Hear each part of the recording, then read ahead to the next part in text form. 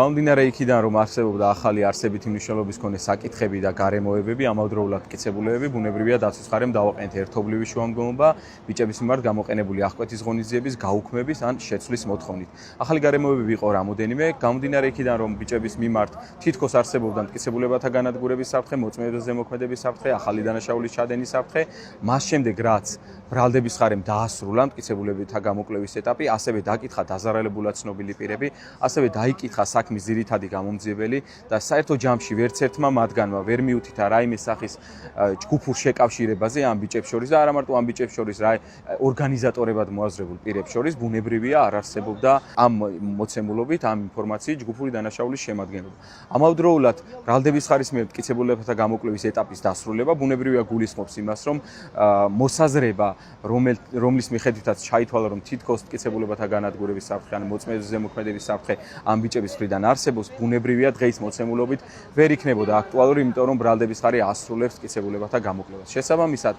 იმაზე მითითებით, რომ არც ერთ დაზარალებულ პირს არ უთქვამს რაიმე კონკრეტულ პირზე, ვინ მიაყენა მას დაზიანება, არ უთქვამს რაიმე ჯგუფური დანაშაულებრივი ჯგუფურ შემადგენლობაზე, ამავდროულად საქმის ძირითად გამომძიებელს კონკრეტულად არ მიუთითებია რომელიმე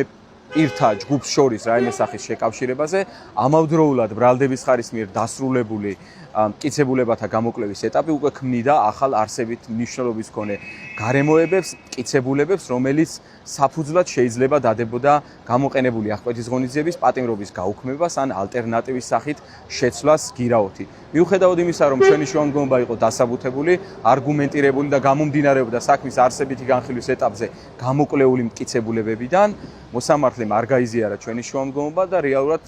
მოსამართლის პასუხი იყო მხოლოდ შაბლონური, მან მიიჩნია მხოლოდ ის, რომ მტკიცებულებებთან დაკავშირებით გაიზიარა მხოლოდ ჩვენი პოზიცია, თითქოს არ არსებობდა მტკიცებულებათა განადგურების და მოწმეების ზემოქმედების საფრთხე, თუმცა საკმაოდ აბსტრაქტულად, ჰიპოთეტურად დატოვა ძალაში ახალი დანაშაულის ჩადენის საფრთხე, თუმცა კი იმ პირობებში, როცა ბრალდების მხარის მიერ წარმოდგენილი ვერც ერთი მტკიცებულებით ვერ დინდება ჯგუფური კატეგორიის დანაშაული. ანდრომ გააკეთა სწორი შეფასება და ვფიქრობ, რომ აღარ სჭირდება ამას დამატებითი კომენტარი.